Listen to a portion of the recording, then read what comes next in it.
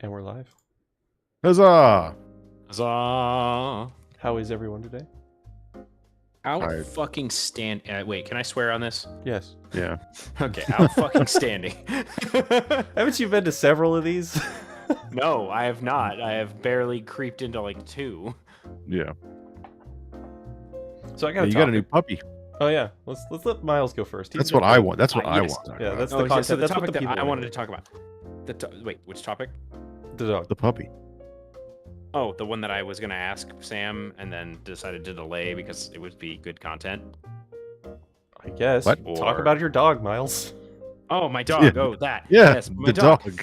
Yes, he is probably one of the goodest boys I've had in a long time. Currently asleep in his bed on my lap because he wanted to sleep in my lap, and we're trying to get him used to sleeping in his bed. So there he is. So there you go. I don't have a webcam, unfortunately. It was on my list today, which understandably did not get done with at all. So Because yeah, Doge. so because Doge, is anybody able to pull up a picture of him that I sent today and show we can it make for one work. posterity to the stream? We could make one work. Maybe not the one that I just sent where he's in my sweater because I don't really need my face like that on the stream, but like I'll send one of the ones that you posted. Earlier. yeah. Let's do. We could do the one where he's like laying on the center console. I actually have better ones. Hang on, I just took. Let me see if I can find one. I'll send it to the stream.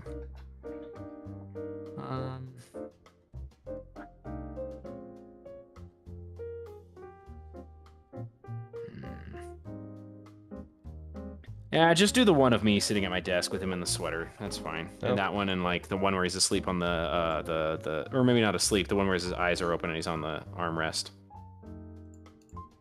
Oh, my car. Those would be fine. I don't feel bad about showing those. How old is he? 8 weeks. So Yes. he's just a little guy. So when we picked him up, we we drove for about 60 miles, and then he started to get a little fussy, so we took him out and played with him in a park. And like he drank water there, and he ate his treats, like he was doing really good. And then we got home, and he hasn't touched food or water since we got home. But he's gone to the bathroom like 3 times. Like the first thing he did was piss on a rug as soon as he got in the house. But ever As you since, do, like man. he'll just go to sleep, and then he'll wake up and start walking around. I'll take him outside, and he'll just walk around, go pee in the grass, and then we'll play for a little bit, and he'll go back to sleep. But he hasn't really felt like eating. Probably just which- tired. Probably just tired, probably just stressed. So I'm just gonna Oh god, that's huge. keep some food available for him in his kennel when we go to bed tonight. And hope it works. Yeah, when I got Thorin, God, the first week was, well, I would say the first month was a nightmare Yeah. because he would be up all night, barking and whining and shitting all over my room and stuff. I had to get up like 4 times a night to let him out. Yeah.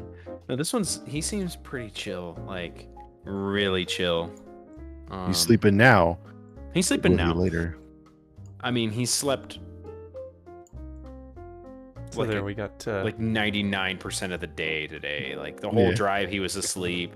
Then we got home, played with him a little bit, and then he curled up on the couch and slept on like snuggled up under the arms of my girlfriend while she was taking a nap before work. And then she went to work. I took him out for a little walk and play, and then he slept until just like 20 minutes ago, and then popped up, ran around outside, played with him a little bit, played with his squeaky duck toy, and now he's down for the count. So My first dog was a dachshund. they're fun dogs. They get real protective too. Yeah. so small It yet was so aggressive. Ankle warriors. Ankle warrior. Yeah, he's a good little boy. So we're pretty happy, pretty excited. Is he gonna be like one of the bigger sized dachshunds or one No, of the he's a smaller mini. sized? He's a miniature dachshund. Mom and dad are smaller, and like the litter, like the breeder was saying, she's like, this litter was weird because 2 of the puppies are like fucking massive, like double the size of the other puppies, and then the other half of the litter is just like tiny, teeny tiny. Yeah. She's like, I don't know what happened. Did she tell you to like massage his back legs regularly when he gets older? No. So that's what happened to both our dachshunds. They had because their backs are so fucking long, their backs can get really fucked up, and his got that way. And we didn't find out till later that if we just massage his muscles, especially in the back hips, we probably wouldn't have had him put him down so early. So just give him little rubs there. Yeah, I mean, dogs love massages, so. Yeah. Yeah, I mean, he's out right now. I could probably set the bed down on the floor and not have it in my lap, but he's going to sit here because he's my co-pilot right now, so. Right? He's just going to always be there now, dude. Yep. Yeah. So, like, we started driving with him from the breeder, and he was sitting on Madison's lap. Then he decides to jump over the center console and sit in my lap and, like, fall asleep while I'm driving.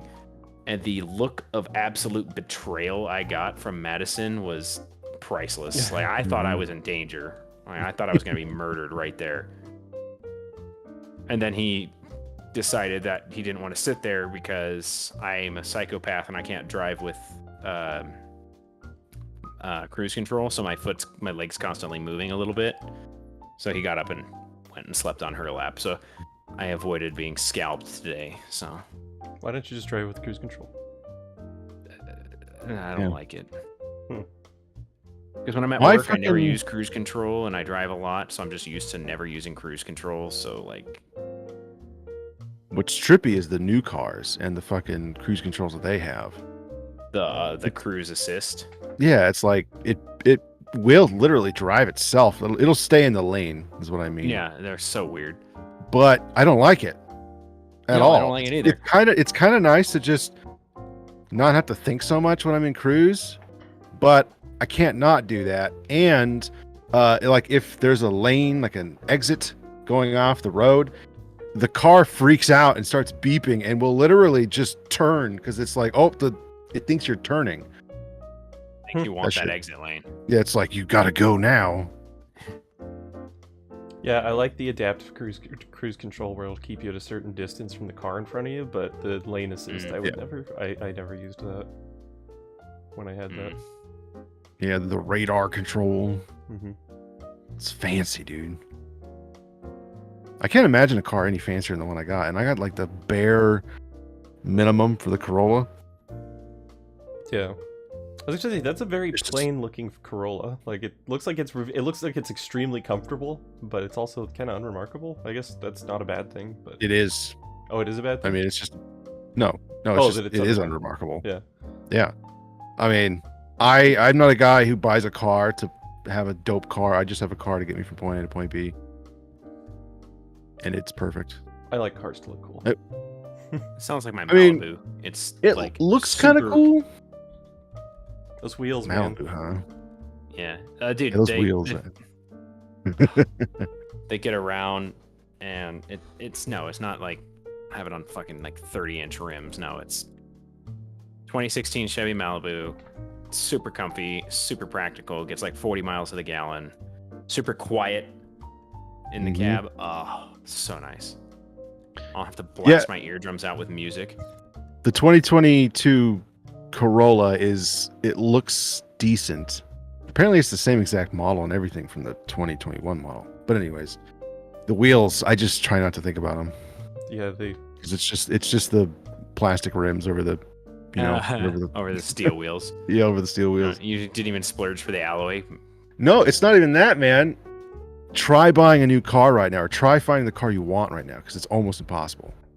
I mean, like, I was trying to get any Corolla, and the Corollas that they had used were like 6,000 above what the brand new modern, like, because these cars were like 4 years old, had $75,000 miles on them, but were 6,000 more than the brand new ones right off the boat. Yep. And I had asked them, I was like, so do you have any new Corollas coming? They're like, yeah, we got 4, but 3 of them are already purchased. So I was like, well, shit. I was like, what's the color? They're like, silver. I was like, I'll take it. Wow. Hey. It can be any color. It can be any color, but it has to be black. I was hoping for black, but I was just glad it wasn't like a white or like some shitty, like off pink, cream, whatever. Oh, like beige, like a grandma car looking color.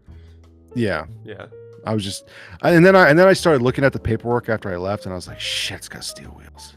Oh well, fuck it, I'll get those fixed. Mm-hmm.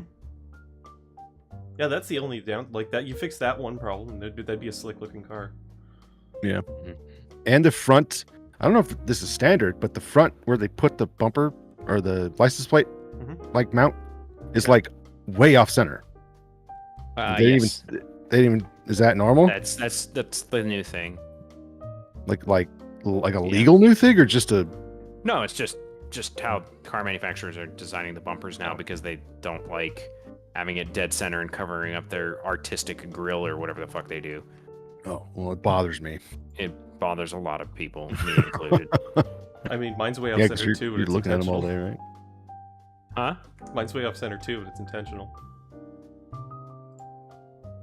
What? Like you just have bad judgment of like space or something? Is that what you're saying? No, I'll show you a picture. No, it's because it's a Lancer, and Lancer is like, Yeah. they don't want to have to put a license plate bracket on it, but they have to. So they put it in the most weird, inconvenient place. I don't find it to be weird or inconvenient at all. I find you to be weird and inconvenient. Okay. Sorry. That's I was what I'm hostile for no reason. I thought it was perfectly called for. It doesn't mean where the hell? Oh, it's in the. Who unreads where? Oh, there. Yeah, but I was talking to Jamie, and they're trying to get a new car, Mhm. and they can't find anything. And they're like, everything's like 2,000 above like what it should be. I was like, yeah, and it's only gonna get worse. Yeah. I was like, just bite the bullet and get it now before it's too late. Yeah. It's $4,000 more. Yeah. Well, it's like my So- Malibu. I could technically go trade in my Malibu for more than I paid for it. Yeah. Used cars right now are Fucking hyper inflated, and no one can explain why. Not Yeah, even the no one dealership. They were just like, chip shortage. I'm like, no, that's not it. There's something else, It's a sign of the end times. Rip economy. right? That's why I was like, no. if I don't get a brand new car now, I don't think I will have a very good opportunity in the future. To ever get one. Yeah, Ever. and I leased it, so they locked in the price for what it'll be after the 3 years, which I can Yes. guarantee you is going to be undervalued with inflation. Yeah. Ah, yes, adult car stuff. I almost got a motorcycle, but I'm gonna kill myself on a motorcycle. I'm thinking about looking. I'm for a not allowed to motorcycle. get a motorcycle anymore. Why? Because Yeah. you've got a girlfriend now. Yeah. Yeah, I was thinking about looking for one. Just sell mine for parts because I just don't have the energy to fix it and just get another one. I want a faster one anyway. Not like significantly faster, but more than 250. I mean, that's Yeah, what I 250 is did kind of the with- bottom.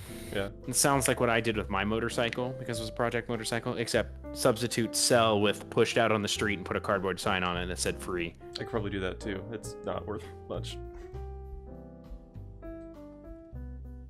I wanted to get one, but I know myself well enough to know that I would just eventually crash it.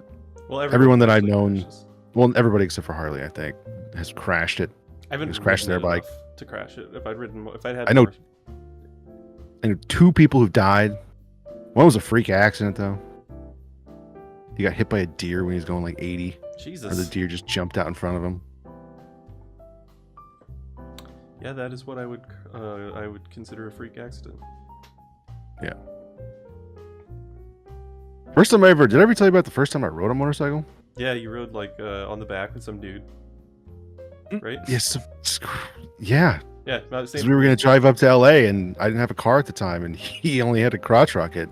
Yeah. And so I was sitting on the back, and he's going like 90, weaving in between cars, and I'm like literally sitting on his seat with him, just squeezing like him a so very- hard. It sounds like a very Marine Corps thing to have happened. Dude, it was so fucking scary. Like, there's one thing like going 90 on a motorcycle on Corolla, but not the Yeah. first time sitting on the back. Holy shit! It's Yeah, like, can I just take a bus back? Yeah, my first time was my roommate and his friend, they were gonna go across town for something, and they were like, "Hey, you want to go? I have an extra helmet." And I'm like, "Sure, fuck it, I'll try it." And yeah, he was a lot more careful though. He didn't weave in and out of cars, but just like after the experience, I was just like, "Damn, I gotta get a motorcycle." That was awesome.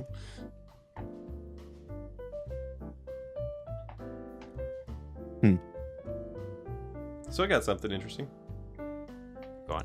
So yeah. Earlier, Miles, we were talking about my lamp getting broken. Yes. So I want to explain the Turkish physics. lamp.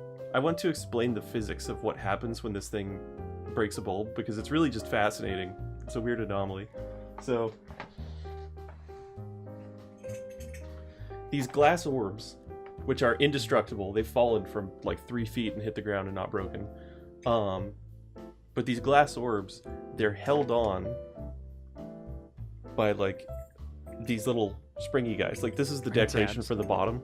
The top part holds it on using the same mechanism. It's just they spring inwards and then hold it using the force going outwards. The force, yes, anyway. Yes. Yeah, they use the force. But anyway, so the top goes in the same way, but this one in particular, I don't know if it's misshapen or what, but this one is always the one that falls off. And when it falls off, without fail, it always shatters the light bulb, even though nothing touches the light bulb, because when the springs snap back and hit the housing, like the shockwave propagates through the housing and makes the glass of the bulb shatter. Shockwave. Yeah, well, that's what it is. Yeah, I know. But I just think that's really. Why don't you get LEDs? I could do that. Actually, I think they are LEDs. They LEDs just don't have the. They are They LEDs. have, They just LEDs have have glass housings. plastics. These ones have Really? glass. Why? Well, there are some glass LEDs, but you can get plastic ones, and you can get the ones that look like old incandescent bulbs. Yeah, these do look like that. They just happen to be made of glass. But yeah, so I've cleaned up shattered glass around my living room more times than I can count because this lamp dropping these bulbs. It's just randomly, you'll just be sitting there and bam. No. Usually it's like somebody walks by and they just accidentally brush it the slightest amount and it'll fall. Like it's really easy to knock them off there. But I just There's think some the way ballasts and lights at work that I feel like will just explode at any moment at work. They don't, like the bulbs aren't on, and then like after about an hour or two, they just randomly kick on, and then there's this loud buzzing noise that shakes the whole thing, and it gets louder and louder to the point you can't hear like the conversation underneath it, and then it just turns off. Yeah, that's you need to, those ballasts need fucking weird. replacing. Yeah. I was like, I'm not an electrician. I ain't gonna do it. It's not hard. It's like 2 wires. Give a shit. Just turn the power off. It's electricity, man. I don't fuck with that. I replaced the I hated the buzzing too. But even like the slight buzzing of like a bulb that's not fucked up, or a ballast that's not fucked up. So I replaced the one in my kitchen in one of my old houses with an LED. And you have to get like totally different ballast for it, but like, yeah, it's only 2 wires. Just wire nut them together. Except then I couldn't film slow motion videos in my kitchen because it would flash because it was an LED. Oh yeah. Not all LEDs do that. It's only like low quality ones.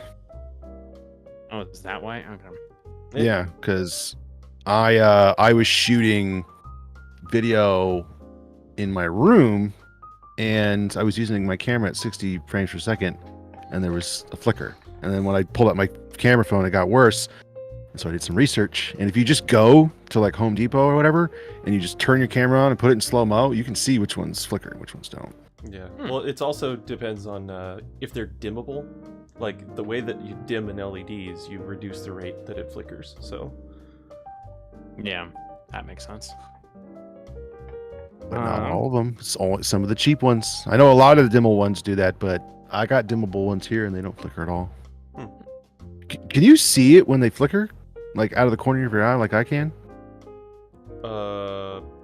Not on the ones I have, but Yeah. like on, like I know I could see. I used to be able to see it on like really shitty fluorescent bulbs. I could see the flicker.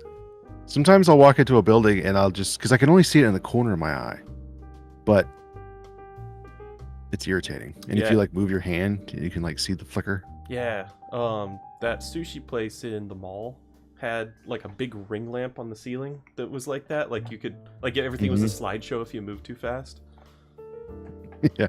Yeah, but the other day at work, I'm sitting there, and then like the lights just almost imperceptibly it flickered, and I'm sitting there and I just kind of like look around and stuff, and then from around the corner I hear my boss. He's like, "So did I just have a stroke, or did the lights just flicker?" I was like, "No, I saw that too. It was just you." Did I just? It's always a good way to start a conversation. Did I Well, just have a stroke? Yeah, it's so almost unnoticeable that it's like, did I imagine that? Like, did my eyes just do a thing? Hell yeah. I know if I've been staring at a screen for a really long time, when I go to bed and I close my eyes, I'll see this like flicker. Mm-hmm. Yeah. Did you ever play Guitar Hero?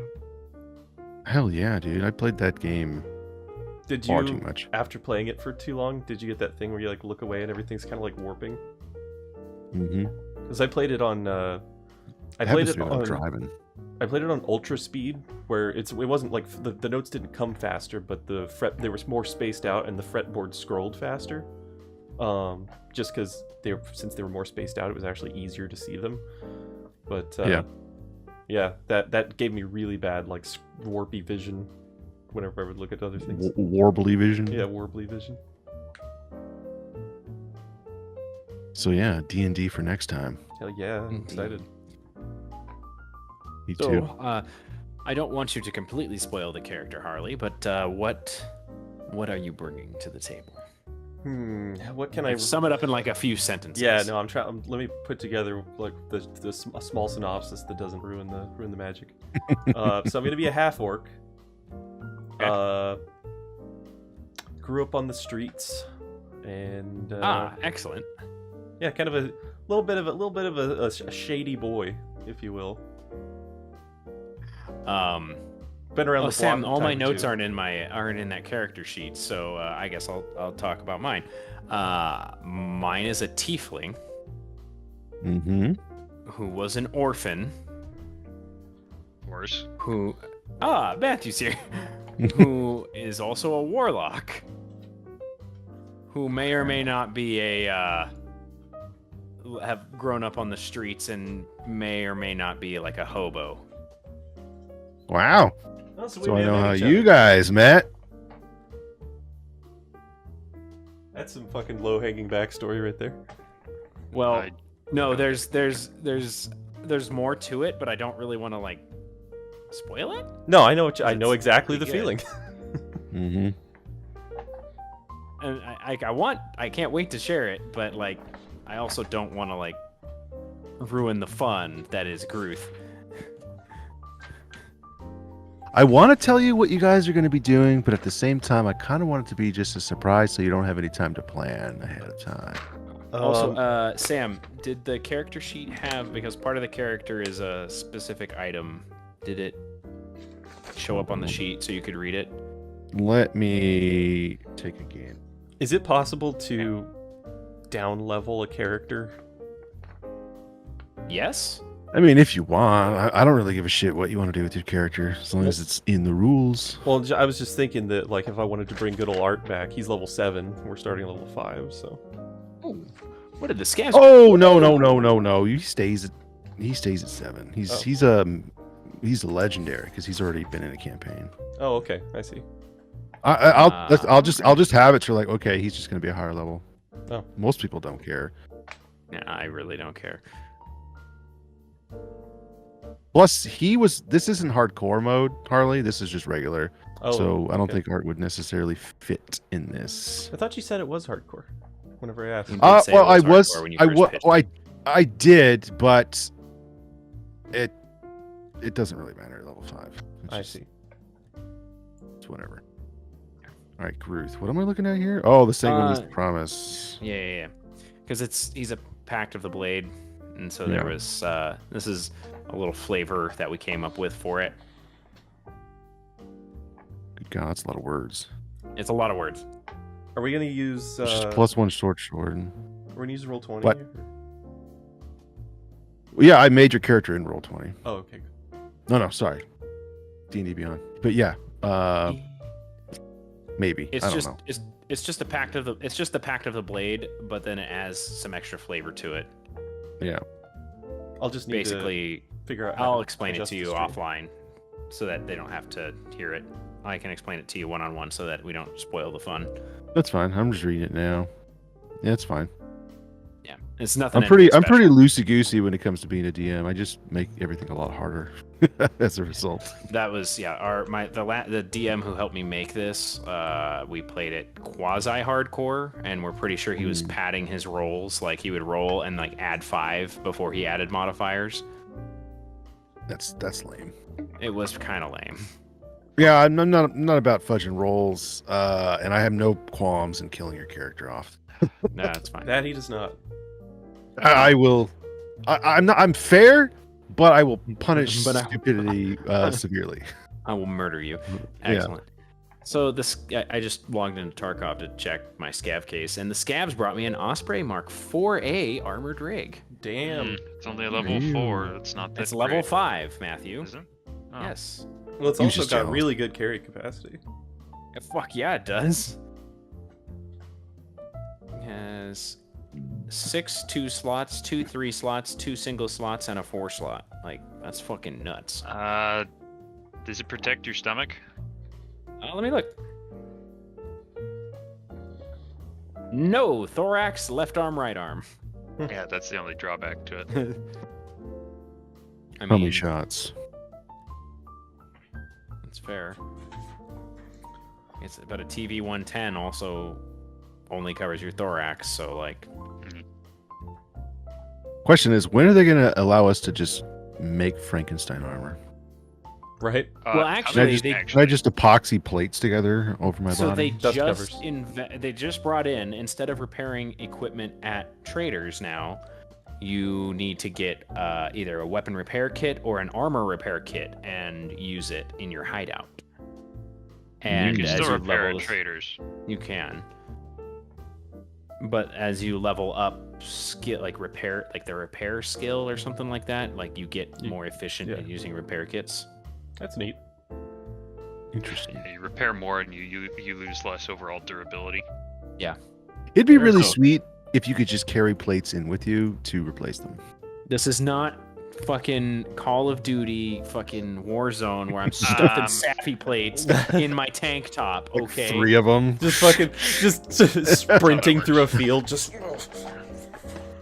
Hey, man. Stuffing I've got plates. 6 plates on, 3 in front, 3 in back. Right. That's how that works, right? I 2 love over Warzone. my dig. Yeah, we know you love Warzone, buddy. Yeah, no nutty fuckers will play it with me. Yeah, it's an Yeah, objectively It's a terrible game. Trash We game. had a blast playing Warzone when we were doing that Oh, shit. we did. It was fun. I will give you that. See how But then you always see how the narrative you breaks down. But listen, the problem I had with Warzone is Warzone was the gateway drug for you to try and get me to try and play Cold War. Yeah, and you didn't like it, so we won't play it again. We'll just play Warzone. No, I fucking hated it. But like, it was just never ending with you. I think I got you to play it with me on 2 occasions, so I feel like you're Yeah. exaggerating just a smidge. You got me to play it on 2 occasions, but you fucking harassed me to play it like Yeah, for like another lot. week after that. I never played it. yeah, you did. You weren't missing out. I disagree. Shut the I don't want to be the. I just watched typical- Dr. Disrespect and Tim the Tatman play it, and they just were just screaming at each other the whole time. Yeah. This is why I don't watch Dr. Disrespect. Not that he's a bad player, it's just I can't. I don't like people screaming at me. Alright. I think that's more of like his streamer persona Yeah.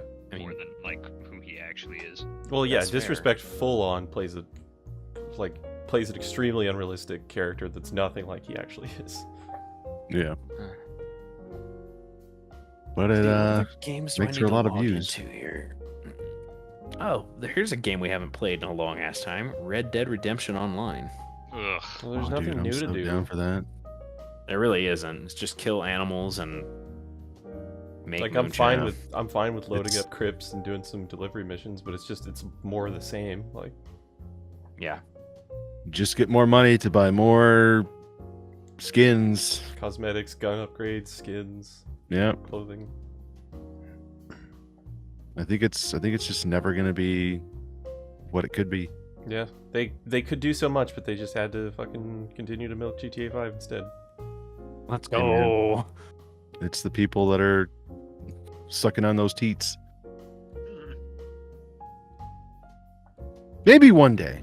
Maybe one I day doubt they'll it. like, I like finally. Maybe there'll be a Red Dead Redemption 3 someday. We can only hope. No, I doubt it. I think that was the one and only. Unless they like put the same John level. Marston's son. No, I'm just thinking like GTA 6. If they ever do that, will be of that quality, that caliber. I wouldn't mind honestly them doing some sort of like early, like 20th century stuff, like the 20s or something. The 30s, the Great Depression. Yeah. Or WW2. That it's just a Call of Duty game. Oh no! What about WW1? Actually, I guess then it's just Battlefield. Actually, Yeah. open world exploration in that style of game in World War II is pretty dope. If you've ever played The Saboteur, that game was awesome. You're just this fucking Irish guy who happened to be in France when the war started, and like you're like you drive race cars, and yeah, the war starts, and then you get like wrapped up in the resistance, and you get to just go bomb Nazi structures. It's amazing. And do parkour, climb up buildings, and stick dynamite on shit. I do enjoy blowing up Nazi shit. I'm 100%ed the shit out of that game. It was great. Speaking of gaming, so Not that we do that over around here. Sam. What? So I remember we had a conversation. I remember jumping in a conversation where you were looking for artists for an avatar, if you will, for a VTuber thing. How's that going? It's going now. It's just. Are there any concepts to show, or is it just? No. I have an artist. She's working on it. I had to yell at her because she wasn't doing anything. It'd been like I gave her a month. There was like a breakdown of communication and shit, and she's going through a lot of stuff. But I was just like, listen, just give me my money back or finish my art. And so she's working on it now. Do you have any? She's sending me some stuff. Do you have any sort of a brief, like verbal preview of what kind of character you're gonna be? Yeah, like what kind of character are you looking for from her? It's nothing. It's nothing anime. Well, yeah, Even do remotely. think Right, we understand that, but Yeah. that's a good thing. I want to see something break the mold here. Yeah. So am I going to be having like a virtual grizzled like heavy set veteran like talking to me while he's playing video games? I'm kind of like I'm okay with that. No, it's not even a human. Oh, really? It's not even that like fair? it's not even like it's not even like a creature or anything. It's like an abstract humanoid-ish type thing. You know the Dark Soul, the soul of humanity from Dark Souls. No. Mm-mm. Harley. It's been a while since It's I played it's that whole game. it's the black soul with just the two eyes and just kind of a ghost that floats there. Oh, okay. It's Something like that. kind of like that, but way cooler. Not just just a ghost thing. When you said abstract, I was hoping you were gonna be like, it's like a Old Testament angel. It's like this. That's horrific... actually more. That's more close to what it is than a person. Interesting. That's all I'll say. Are you gonna rig it? It's Or are you good. gonna hire somebody, or Surprise. is she gonna do it? Well, I have a friend. She went to school for animation, so she literally knows how to rig things to animate. So she's gonna help me rig it up and animate it because apparently she's having a really hard because she's making it on her tablet, and since you have to have a lot of layers to animate an avatar correctly. Yeah. And it's high def, or it's a really high resolution, so her tablet's just chugging along. Well, you don't have to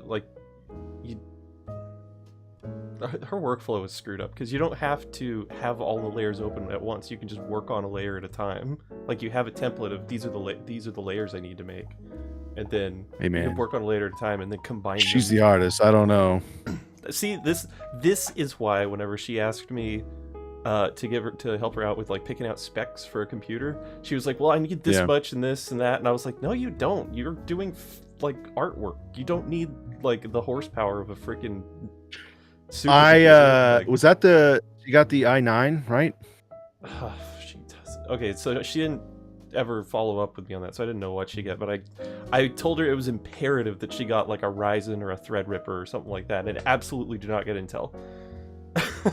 She got Intel. That's all I know. Fuck's sake.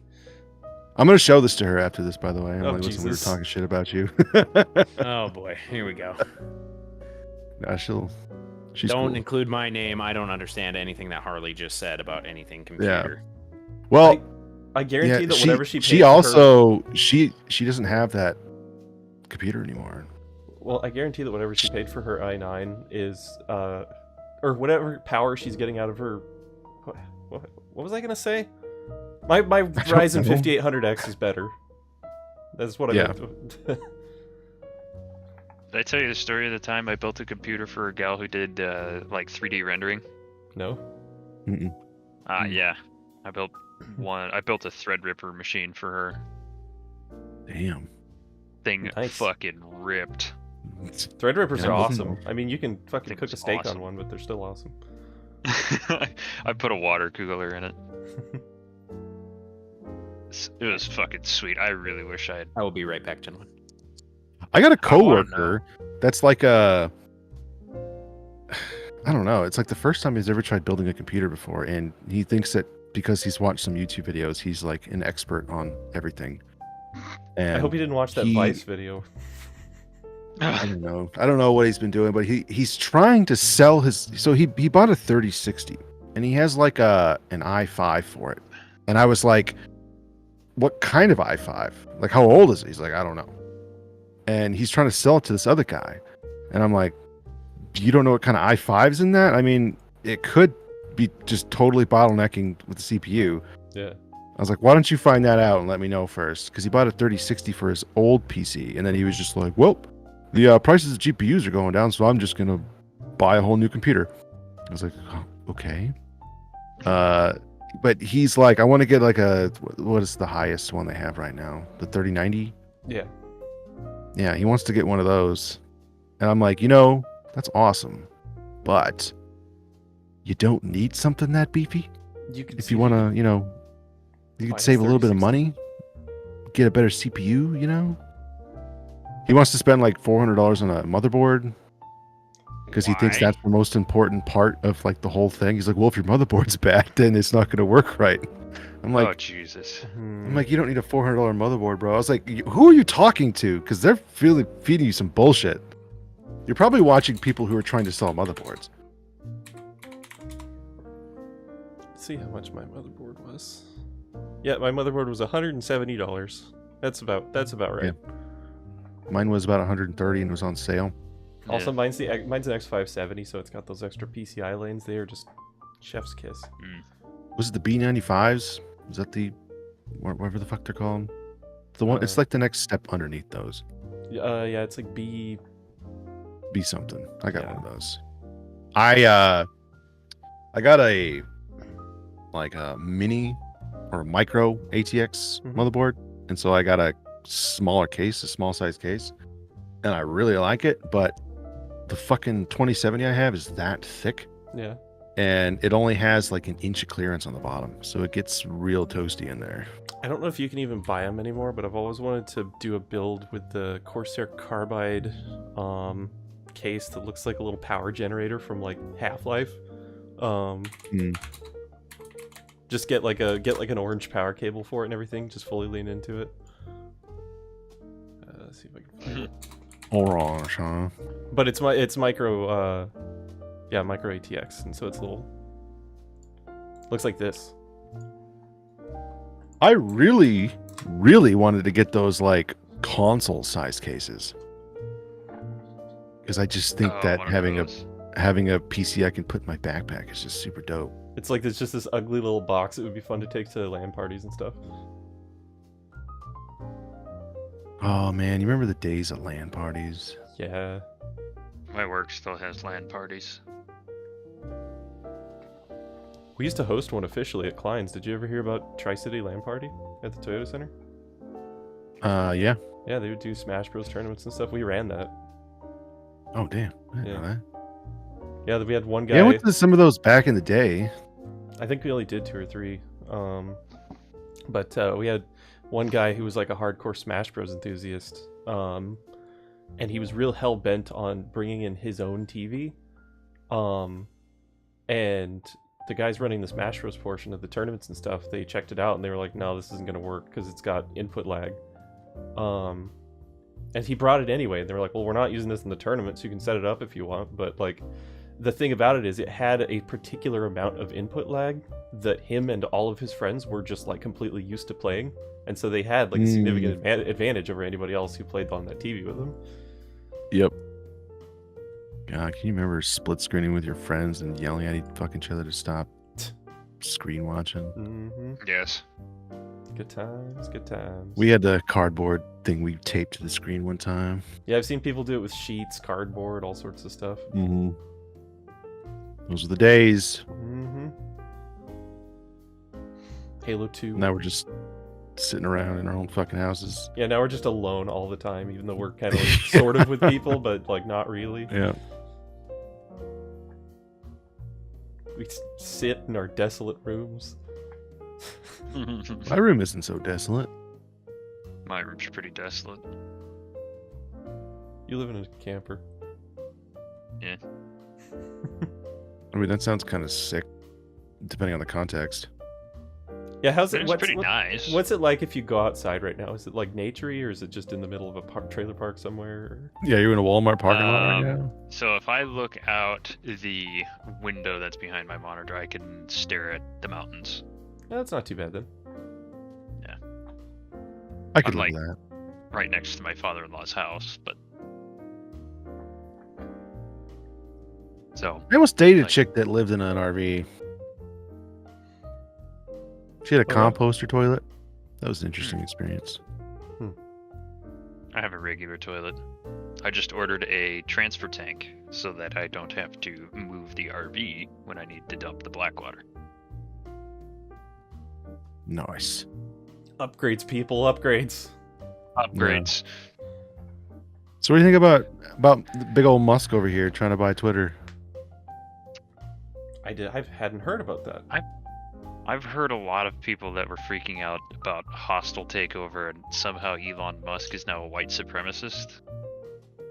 Yeah, that's what they're saying. He bought like the most.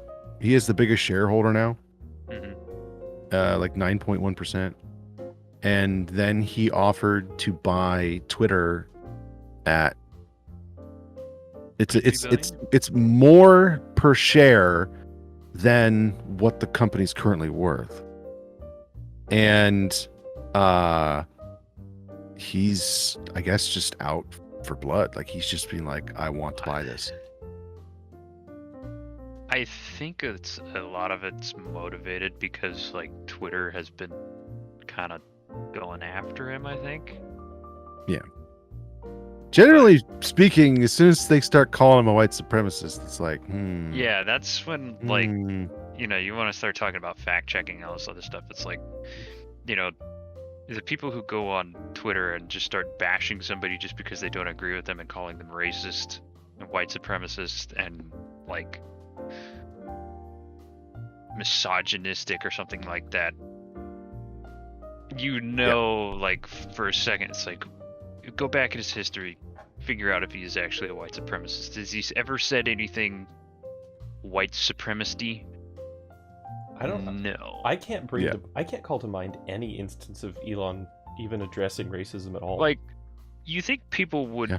be happy that the guy who's running one of the largest electric car manufacturers and is like leaps and bounds ahead of NASA in space exploration and development is, you know, you'd think they'd be like on his side a little bit, but it's like they just, for some reason, they like to eat people for no reason. what Mhm. it's gets what it's gets because he's a- me- Go ahead. Billionaire. I was gonna say it's because he's a billionaire, and that's it. Well, Because Yeah, the well, cool so is thing to Jeff say right- Bezos. But when the Jeff the cool Bezos, thing to say right now is that eat the rich. Well, That that's is the thing, though. rallying cry. There's different kinds of rich. Like, I think billionaires are assholes too. I think Elon Musk as a person is probably not a great person, just like personality-wise, but he's like innovating like crazy, and Bezos is fucking a parasite.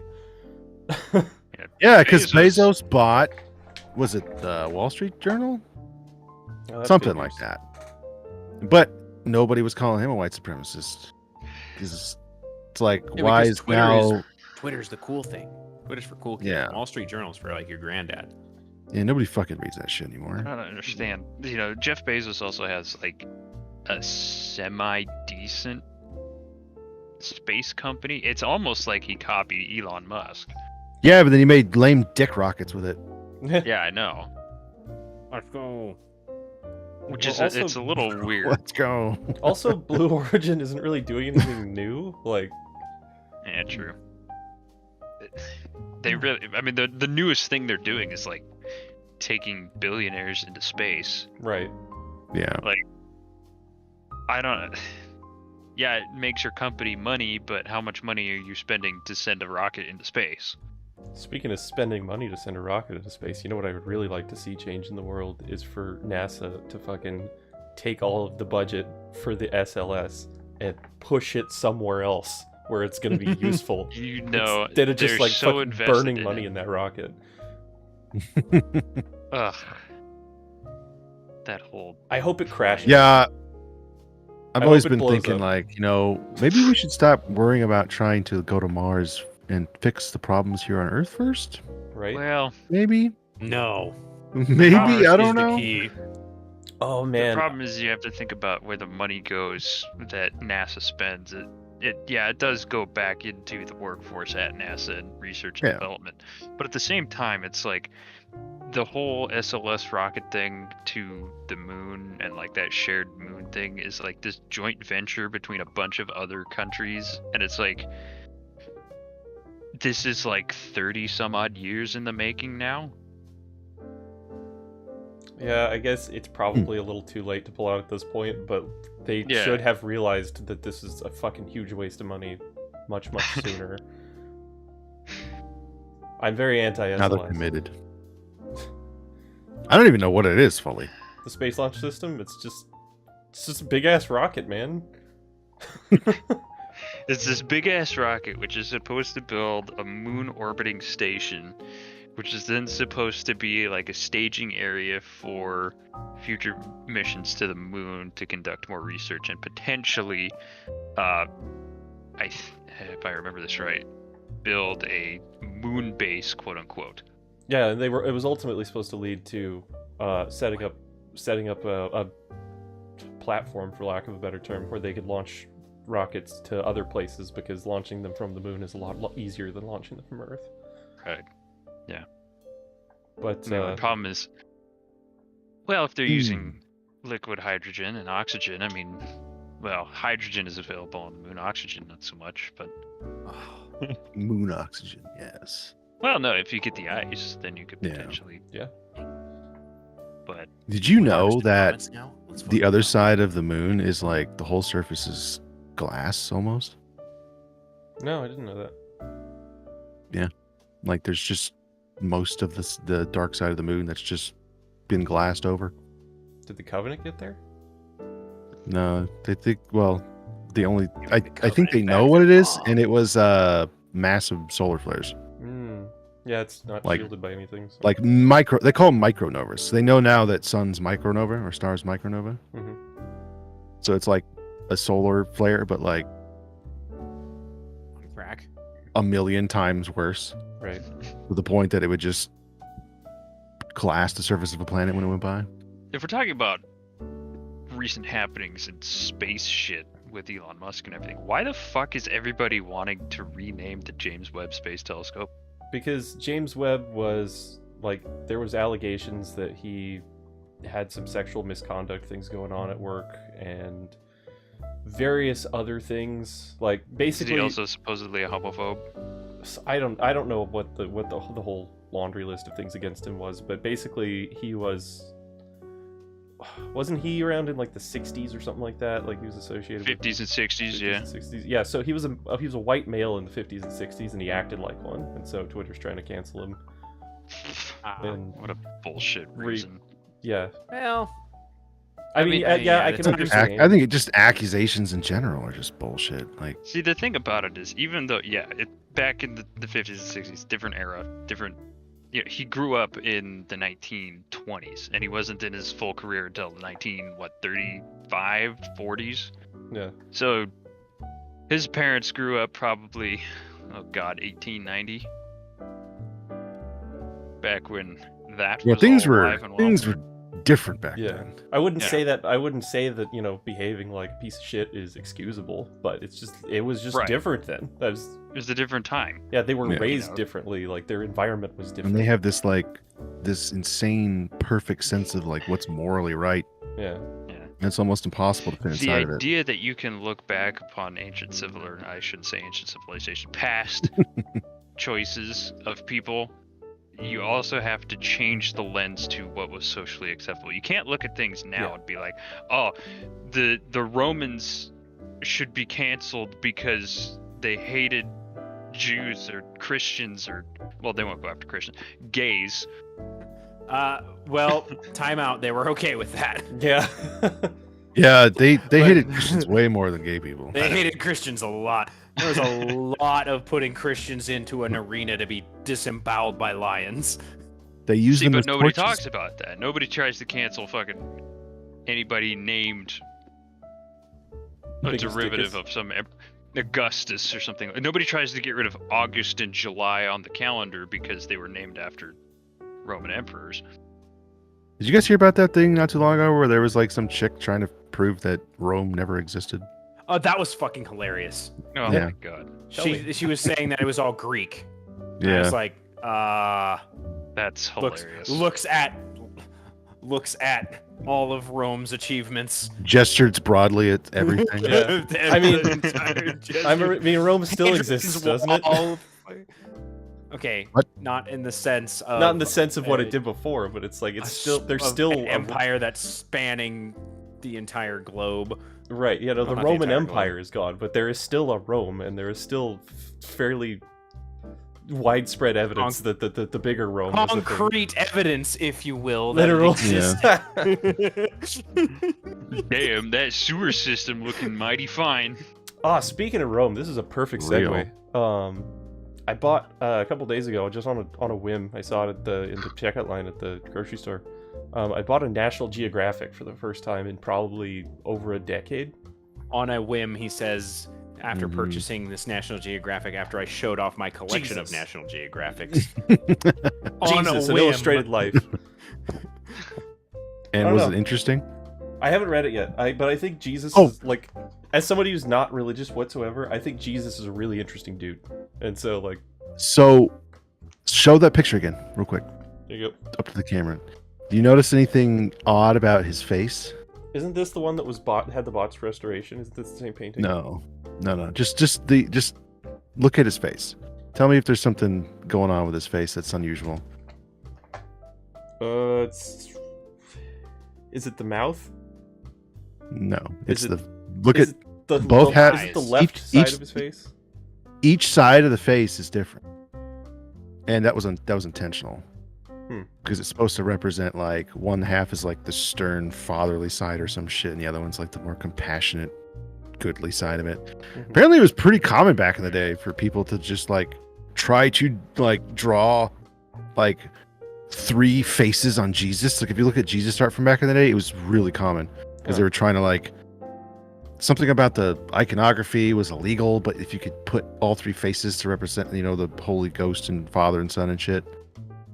But yeah, I would kill to find like a recount of like a rewritten or described, I don't even know how to say it, but like the Old Testament and the New Testament, but it's not written like the Bible, and it's not written for religious people.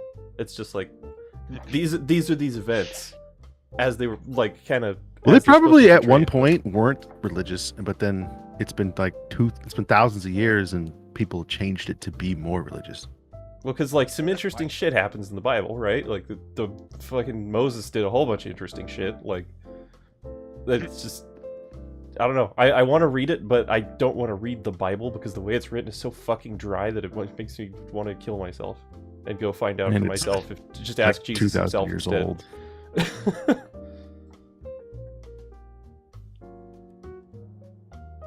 Yeah, the Bible is for a trip. Normal people. Yeah, Bible for normal people. Hashtag Bible for normal people.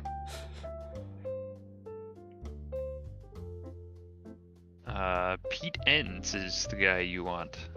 Pete Enns? Yeah. Pete ENNS. Hey, buddy. The Bible for Normal People podcast. What the fuck? That's amazing. Simpsons did it.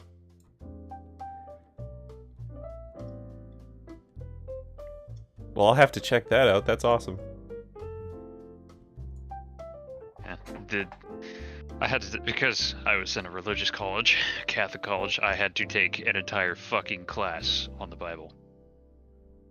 I'm sorry. And my professor was actually probably one of the coolest professors ever. Mm-hmm. Because he was like, I mean, yeah, he was like this big, like heavier set guy, but he would always tell us, he's like, guys, when I was a teenager, I had long black hair, and I listened to Metallica and all this other like metal style when he was growing up. He's like, I shredded my ears with metal. You're gonna have to speak up. I was hoping you were gonna say that like your teacher who taught you your religious class, he demonstrated miracles and shit, and he was like, so here's how Moses parted the Red Seas, right? No, there's one time we actually had one of the sisters on campus come teach the class for like a week. Mm-hmm. That was interesting. What's her name? It wasn't Sister Thomas. It was Sister... I want to say Martha, but that's wrong. Anyway. That'd be really pretty cool. dope if you came up with like some bait and switch where, I don't know if somebody in the class was in on it or what you do, but he like produces a piece of bread that like looks like it's smaller than it should, like it definitely shouldn't go around the room, but he like hands it to people to tear pieces off, and then it somehow makes it all the way around, and everybody's Somebody like, whoa! has like an entire loaf of bread. And then the one chick in the corner with the fish. Right? That's not a fish, it's just a smell. Oh no. Oh no. It was an interesting class. It was a lot of like theological explanation. I don't know. Mm-hmm. Basically, how do you explain a dude walking into the Red Sea with a staff, smacking it against the bottom of the sea, and then the ocean just going... God, can you imagine how the fish felt? Confused as So hell. many different theories. Have you ever heard of the electric universe theory? No, I want to. No. The electric universe theory is a theory that sort of replaces the gravitational Newtonian theory on how everything works and replaces it with an electromagnetic theory. Because it's proven that electromagnetism is like vastly more powerful than gravity. Mm-hmm. And so for an example of like what's different, so you know how we've been told that the sun is powered by basically gravity creating fusion at its core, right? The electric universe model suggests that the sun is like an anode and and like a cathode, and it's basically just this light bulb that's being powered by this greater galactic circuit. And the only place where fusion is taking place is on the surface of the sun, because the atmosphere of the sun is the hottest part of the sun. Right, the Corolla. Once the further deeper down you go underneath the surface of the sun, the colder it gets. Mm-hmm. And Which is fucking wild, right? Right. Which, question, time out. Yeah. How do they know That it's colder at the core. Have you made it? Yeah, they call No, it they don't sun know. rose, They don't fucking know idiot. what the core is like, but you can like sunspots. You're actually seeing like further down, if I'm not mistaken. I mean, I'm not a scientist, but like the surface of the sun is cooler than the atmosphere of the sun. Well, yeah, there's like And when there's like also solar radio flares imaging and things, leave, yeah, when the solar flare leaves, it is it accelerates as it leaves the surface. So it's like there's energy still moving it the further away it gets from the surface of the sun. And it explains away dark matter, because dark matter was just a thing that they had invented to sort of fill in the gap. fill in a of plot hole with the gravity theory. how galaxies can move so fast without it just spinning apart. But it's just like it's just electromagnetism. But the OG himself, Immanuel Velikovsky, he was a colleague and friend of Einstein, and he was like called the heretic in the scientific community. They tried banning his books and shit, but he's he's like the guy who pioneered and really kind of started the whole electric universe theory. And he wrote a book called Worlds in Collision, because he was like a psychoanalyst, he was like a psychiatrist, that was his profession. And then he started to look into like history, and he started to look at all of the ancient myths and legends from all over the world, and he started noticing that there were very similar things, but he looked at those myths and legends through the eyes of like, this is just like observations that people had in the time, but since they were so primitive and old, they just thought that they were looking at gods and goddesses and doing crazy shit. So he breaks these myths and legends down, and all the correlations between them all, and then goes on to explain that like everything was different. Like the solar system was different. Like the sun may not even have been like the original like place where the Earth was rotating. He made a bunch of predictions, like Jupiter was going to emit radio waves, and that was true. And that back in the day, they thought Venus was going to be cold like Earth because its atmosphere is so thick. It's only like 2% of the light from the sun gets to the surface. Mm-hmm. And he said it was going to be really hot, and he was right. But since he didn't say how hot it was going to be, Doesn't count. it didn't count, basically. But in this book, it's fucking terrifying. Basically, it paints a picture that like, because they talk about in the Bible, the day that the sun stood like still in the sky for a day. It was like, I think around the time where the walls of Jericho fell or some shit. But all over the world, everybody said the same thing, and it rained, fire and brimstone.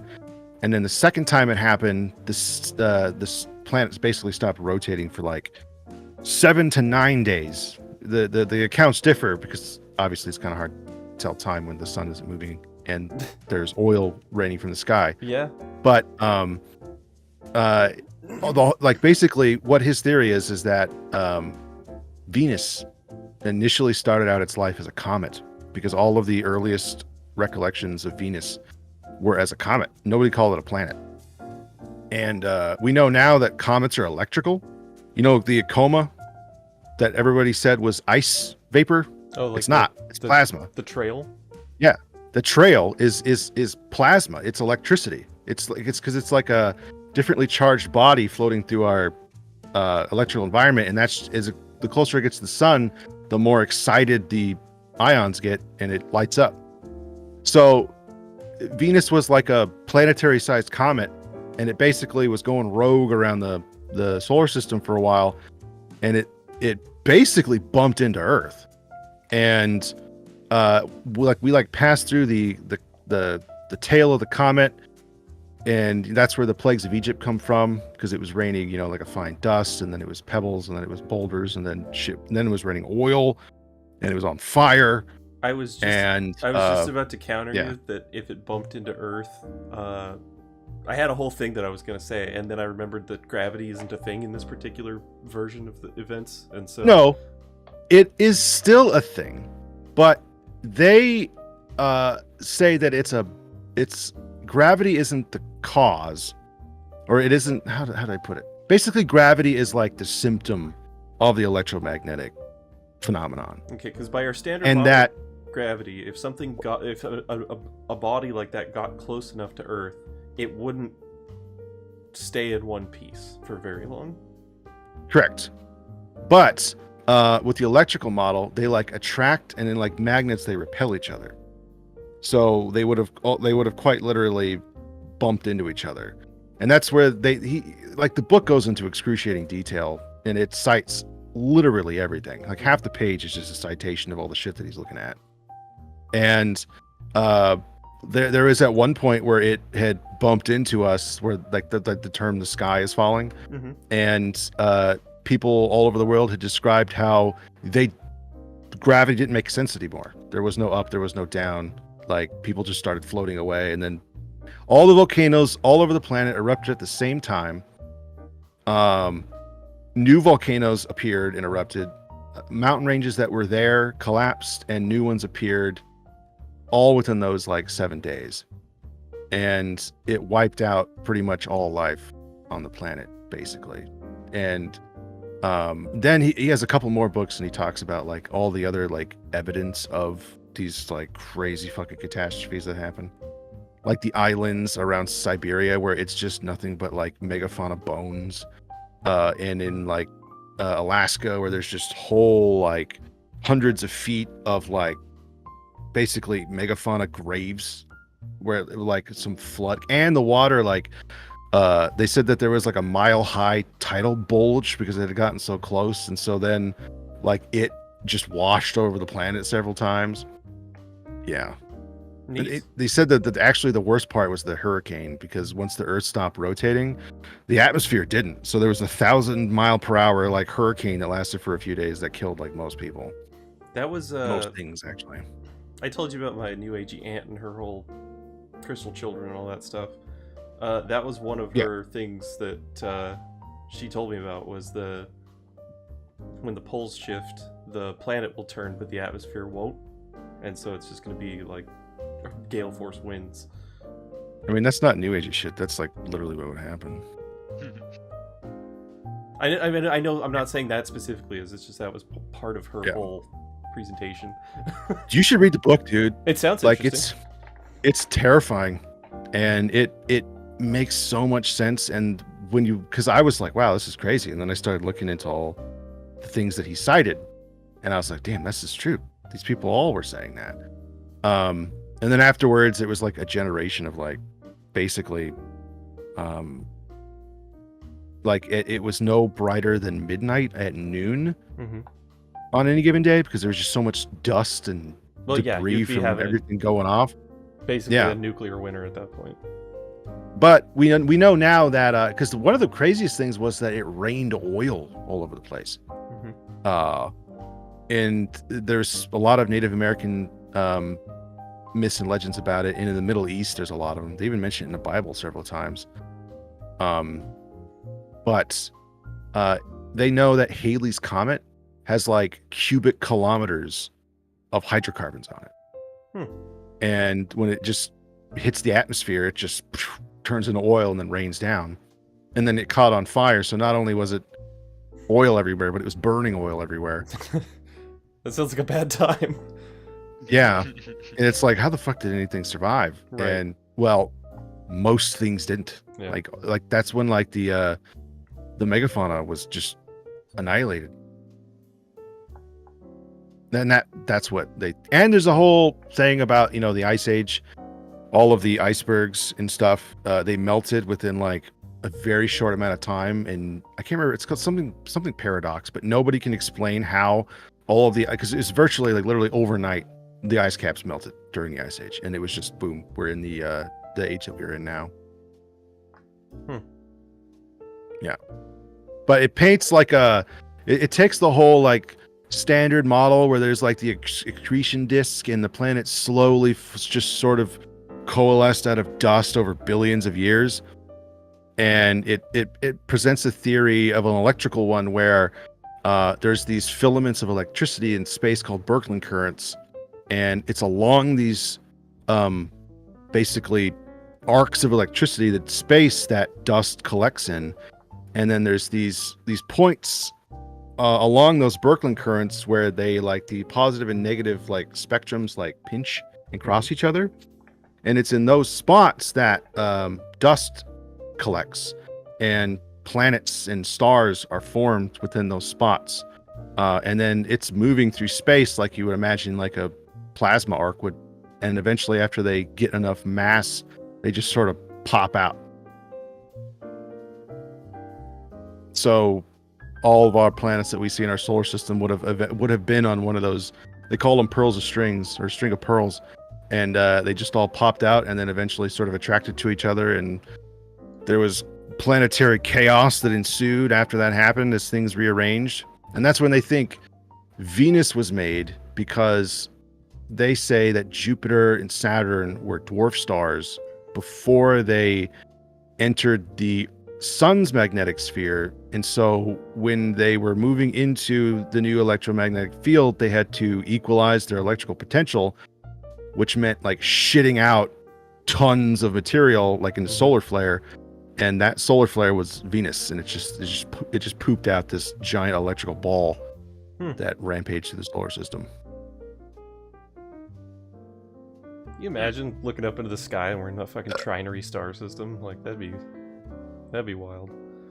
Oh, dude, the theories of that are fucking crazy. And they break it down too in all the myths and legends. But it's called the Saturn theory, that we originally were orbiting Saturn before we joined up with the sun, and that there would have been a polar configuration. So we wouldn't have been orbiting Saturn. We would have been sort of on that filament of electricity, meaning that we were on the top of the Saturn's pole. So it would have been us, and then when you look north, you see Mars, Venus, and then Saturn, basically right there. That's where earliest when they say that's why the term the golden age means, because we were literally like orbiting Saturn. Yeah, shit's crazy. Yeah, check it out. Yeah, it seems really interesting. I'm super into it. It's definitely like I mean, based on what is widely accepted as like what's, you know, the prevailing theories, it's pretty out there, but also like none of us have lived more than like 100-ish years existing on Earth right now, so there's just no fucking way to know. Yeah, you know. And because he's like a psychoanalyst, like he knew Freud, he worked with Freud and Darwin. I think he died in the 50s, but he produced a book called Mankind and Amnesia, where he theorizes that there was these catastrophes that were so significant and so insanely traumatizing that it collectively traumatized humanity into a state of amnesia. And it's like this. He says it's essentially the same equivalent of a person who gets traumatized, because amnesia is really rare. It's only like under certain severe situations, but like when you have amnesia, you will oftentimes create some sort of false sense of what's happening and just sort of rigidly adhere to that out of, you know, protection for yourself. And he breaks it down in his book that humanity is just fucking crazy and traumatized and has amnesia from this whole event, and will literally make up like a safe version of what's going on in order to not have to live with the fact that our place on this planet is like extremely delicate. And something could happen that we could just be wiped out at any moment. Yeah. Speaking of which, I saw a video earlier. It was just called Life Imitates Art. And somebody did side-by-side clips of an actual morning news show where they had some scientists that were talking about climate change and how critically important it is right now. And they did side-by-side clips with that, and then clips from the movie Don't Look Up. And it was scary how identical it was, because somebody was talking about how, you know, we're on a downhill slope of doing irreversible damage to the planet. And like it was this girl scientist, and she was wearing like this kind of flowery shirt, and same as the scene in the movie, the talk show host, he's like, so that you know, that shirt you're wearing, like the clothes you're wearing, like aren't those dependent on fossil fuels? Like that had to go in a truck somewhere to get shipped to a store so you can go there and buy it. And it cuts back to her and she's like, we're talking about like the destruction of our planet and you're talking about my shirt? Yeah. But then it goes even further into like space weather and how most, if not the vast majority of all the weather on the planet is driven by the electromagnetic connection with the sun. How weather and like wind is driven by electricity and the connection electrically between the sun and us. Yeah. They can they have like an 85, I think. I don't want to quote this exactly, but they have a pretty high percentage chance of predicting earthquakes now based on solar activity. And anytime there's like a 7.0 or greater, there's always because the pole on the sun flips, I think like, I don't want to say every 11 years. That's not right. But it's fairly frequently. And usually when that shift happens, there's a big earthquake on Earth. Yeah, I'll definitely check out that book though. That sounds fascinating. Do it. I could literally talk about that shit all night, but I won't. Something slightly more lighthearted, but along the same vein. Doom. I've been reading the shit out of SCPs the last like week. You can tell. Yeah. But so there was this. I know you've expressed in the past that some of them you just kind of found distasteful because a lot of them are kind of cheesy. Just cringy, kind of, yeah. So they did a contest for SCP-3000 where it was like submit stories and certain ones will be selected as like the top 40 or whatever. And they're all really good. But SCP-3000... Oh, sure, yeah, you pick through the good ones, yeah. Right. SCP-3001, I think it is, follows the story of Dr. Robert Scranton, who created a device which appears all over the SCP series because it's very important for one of the main mechanics of the universe, the Scranton Reality Anchor. And it does what it says on the box. It prevents things that would normally bend reality from doing that. So, you know, if you have something you're worried about is going to destroy or change reality irreversibly or something like that, you turn on a Scranton Reality Anchor and it's got a localized area where it prevents that from happening. So that sounds handy. Yeah. But so the doctor who developed that was working on a improved model, and so reality is measured in a standardized unit called Humes. One reality is, or rather the strength or weakness of our reality when it's normal is 1 Hume. And as it gets weaker and breaks down, that number goes down. As things or people or anomalies that are able to affect reality in ways that they should be able to, that number goes up. So he's working on this new model, and something goes horribly wrong, and him and this like terminal that he was working on get phase shifted into what they called it was a broken wormhole or something like that, where there's 2 parallel universes, and they got about halfway there and then fell out of the wagon and just ended up in a dark space in between. Yeah. But because of the side effects of the event, it increased his Hume level to like 6 or something like that, and the same with the terminal. And so he's just here in the darkness in this pocket dimension between the 2 realities, and he's like documenting his stuff, recording on this terminal, but it's just pitch black. He can't do anything. But this non-reality that he's in has like a 0.2 Hume level or something like that. And so because that time doesn't pass, he doesn't get hungry, doesn't age, doesn't anything. But Humes work similar to heat, where everything wants to reach an equilibrium. And so he's in like this really low Hume reality, and he's a very high Hume level, but his score wants to dissipate, and so he's researching things, he's theorizing, he's trying to figure out how things work, but as time passes, he is slowly becoming non-existent, and it's just a documentation from first person about his like breakdown and how he's like, yeah, I can't really feel my hands anymore, but I can still move around, and just he's turning into nothingness, starting from the outside going in, and finally he like stabilizes out of nowhere, but he's like got almost nothing left, but he can't hardly die because time doesn't pass. And finally at the end, the terminal that he was recording everything on just like pops back into the lab in the reality it came from, and it's just covered in gore because he was just melting onto this thing the whole time. Yeah. And I don't know, it was a fascinating read. It was captivating. I couldn't fucking tear my eyes away from it. But yeah, all the SCP-3000 contest entries were phenomenal.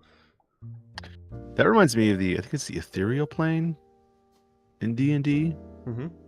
It's like time doesn't pass there, or it does really slowly. So like you can take a wound and like your body's so slow in there that like it doesn't bleed. Yeah. And like you don't die. So you just kind of float around. But then as soon as you come back into normal space, it just goes and just starts spraying out blood. Yeah. Because suddenly everything's working normally again. If you like that type of shit, you should look into Planescape, the old 3.5 or second edition D&D stuff. Mm-hmm. It's like this. It's the multiverse. So there's like a wheel of all the different dimensions that make up everything. And they let me see if I can bring it up here. You know I love multiverse shit.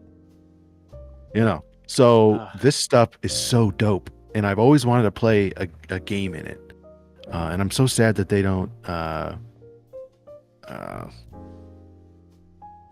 can't speak for anyone else, but if you run a game in this, I am 100% on board with it. Okay. There's like I will join in because I love tabletop gaming, and then also it is time for me to go to bed. All right. Yeah, same. Good having you. See you later. Nah. So there's really this Colin city. Would get on, but he seems not. Yeah, he messaged me, but I didn't read it yet. What did he say? Oh, he says, "Oh crap." He's tired. So yeah. I saw him on mobile briefly, but that was it.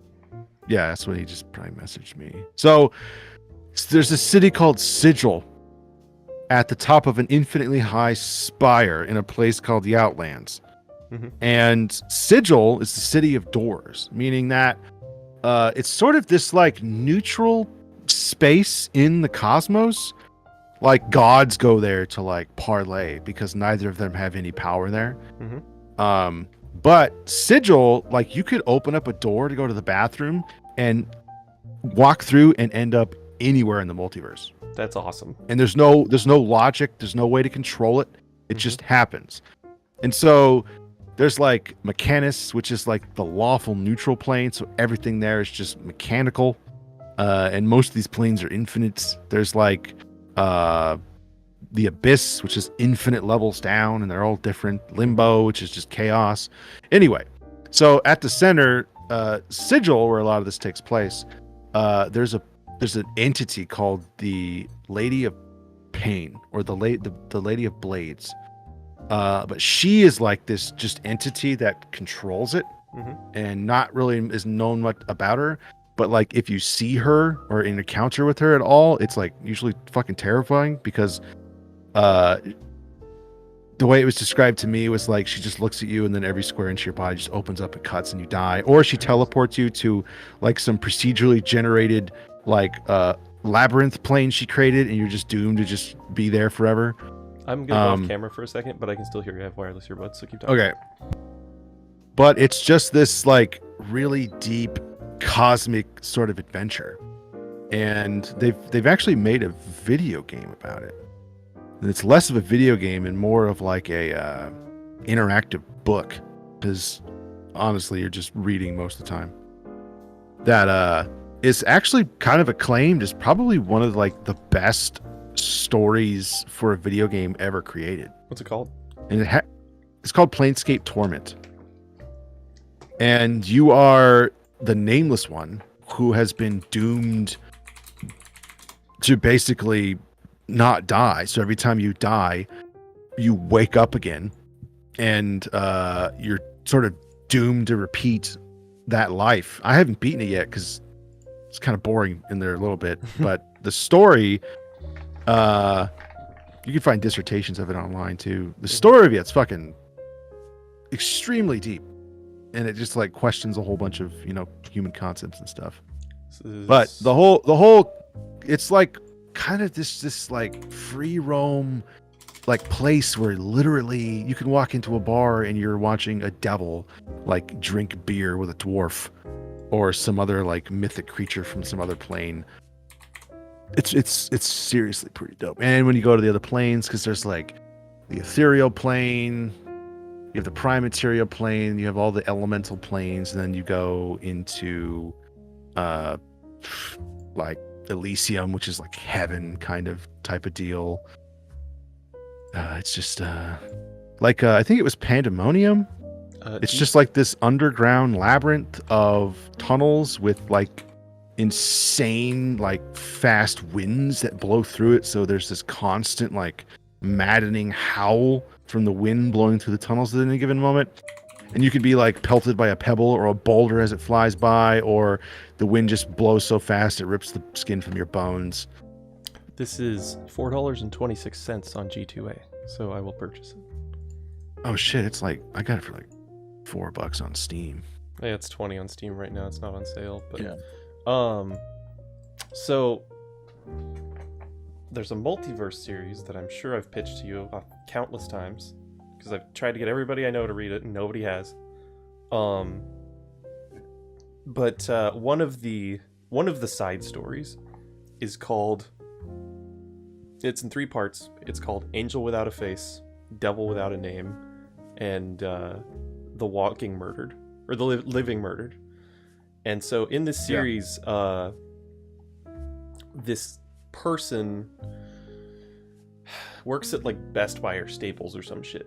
And then this priest comes in and is ordering all of these expensive computer parts, like just a fuck ton of stuff, and wants them delivered. And he kind of like is like super shady, and he's like, I want you specifically, like the salesman he talks to, he's like, I specifically want you to deliver them to me and help me set them up.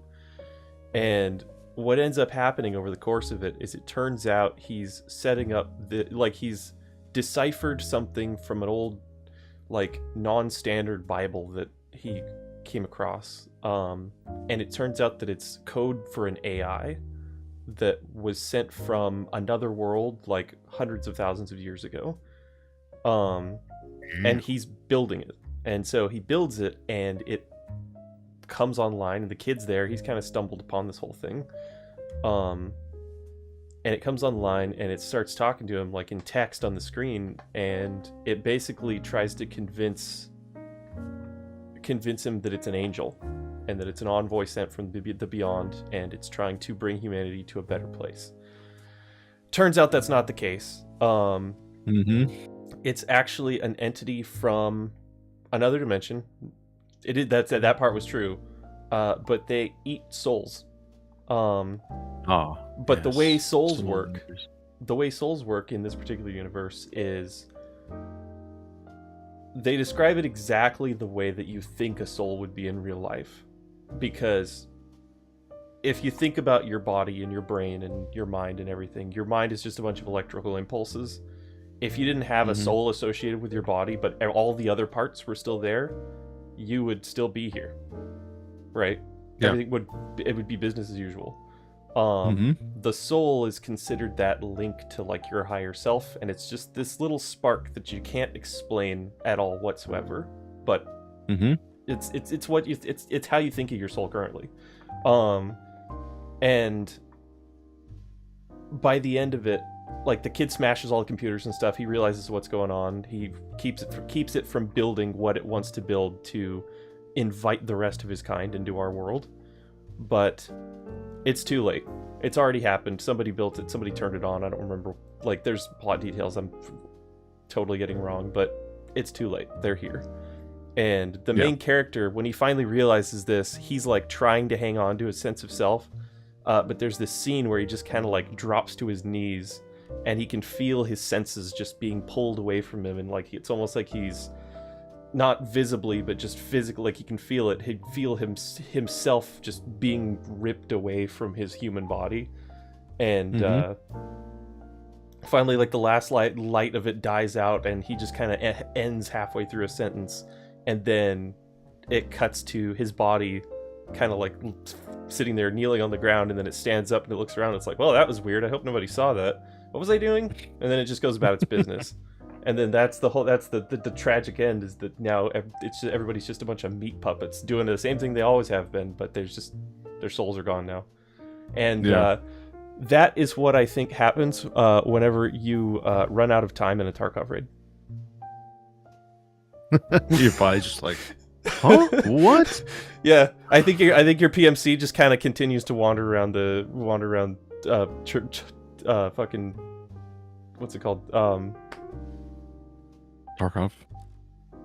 There was another word, but it just wanders around Tarkov for the rest of eternity as just a mindless.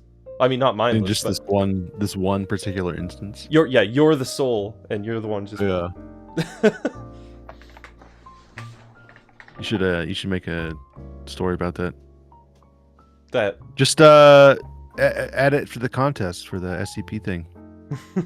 I think that's just like, you're just don't call it Tarkov then, call it something else. You're a private military contractor in this vaguely Eastern European place, and then suddenly your soul leaves you, and now you're standing there going like, what, and you can't leave because all the fucking there's like invisible walls everywhere. You're just trapped. There's dead like random like fucking drunk homeless Russian dudes just spawn out of nowhere and try to kill you, so you're constantly just trying to survive in this space. Tarkov's already a horror story, and you want me to make it scarier? Yeah, dude, I think that'd be dope. Maybe eventually you glitch out, but then you just fall for all eternity. This fake gray like space. You clip through the floor and you end up in the back rooms. Have you heard of the back rooms? Yeah. Yeah. You break your fucking legs for no reason. Ugh. Some scab shoots you in the stomach from across the map with a shotgun. That same multiverse series has another short story called The Back Paths, where this guy like is gonna go for a jog, and he goes through this little gate in the wall in his apartment complex, and there's just this sidewalk that goes in between things and through parks and stuff, and it ends up that this area through the gate is a pocket dimension, and like every exit to it exits to a different universe. That's a pretty cool one too. Kind of like your Doors dimension thing. Yeah. I really like Half-Life's story. I haven't. It's been so long since I've played Half-Life that I don't remember like anything about it. Well, once you opened up that portal to that other dimension, you basically the Combine find out, and they're like a multiverse invading entity. So they just show up and just enslave the planet. Does the Half-Life Alyx like expand on that story? Oh yeah, it's a prequel to Half-Life 2. Yeah, it's Alyx. Like a direct prequel to Half-Life 2. Yeah. Have you? I just heard about this today, actually. Have you heard of half-dive technology? Mm-mm. So it's a thing they're working on in Japan. I don't know what this. I couldn't find any information newer than like midway through last year. But so for like Sword Art Online, the term that they use to refer to that is full dive VR. Like you put the helmet on, you're in the game now. So half dive is something that they're actually building that basically stimulates your senses whilst also you're not quite asleep, but you're not quite fully conscious. But it's stationary VR that has little haptic things that your hands go into and restraints that go in certain places that keep you from accidentally like triggering your nervous system and actually moving around. Same thing with your feet. There's a certain thing that like uses really minute tilting like force feedback motors for your feet to simulate crouching, walking, standing, like the actual feeling of it, but you're laying on your back. And one of the big things that makes it supposedly viable is that a VR headset has to be lightweight, and so that severely limits what you can do with it. Whereas this, you're laying on your back in this big thing that's just stationary, and your head goes into this thing that covers your eyes and has like speakers and fans and shit for wind feeling, and but it has a really, really wide field of view apparently, like leaps and bounds more than what you could do with like an Oculus. It'll get there one day, dude. But yeah, they're working on this, and then you kind of lay in it and just relax, and there's just various there's so much nuance to it that I only read about it for about half an hour, and I didn't quite understand it, but it's supposed to be far more of a VR experience than anything we're currently capable of, even though it's not quite, anime. We're in the game now. So yeah, that'll be interesting if that becomes a thing. It'll be scary. Are we in the simulation now, or is this just the simulation of the simulation? Yeah, like are we already in the game and we just forgot? Yeah. Also, I can't wait for AI to start making games. Right? So the last couple years we've had some really interesting shit happen with AI. There was like that Wombo dream generator, there's AI dungeon, like all functional stuff that you can interact with. It's tangible. It's right in front of you now. Like AI extending music, like it's that's got a ways to go, but it's got a ways to go. But it's just it's made sound stuff is really hard to do, and like even like fake voices of people, you can still tell it's fake. You can still tell, but a lot of them are really good, especially if it's a particular type of voice. Like I found a TikTok channel that does current news, but it plays it off as being like the news fish from SpongeBob. And it does it in his voice, and it's like, breaking news! Warship was sunk in Ukraine and this general was captured. Was it vocodes? It's like kind of shitload of people on there.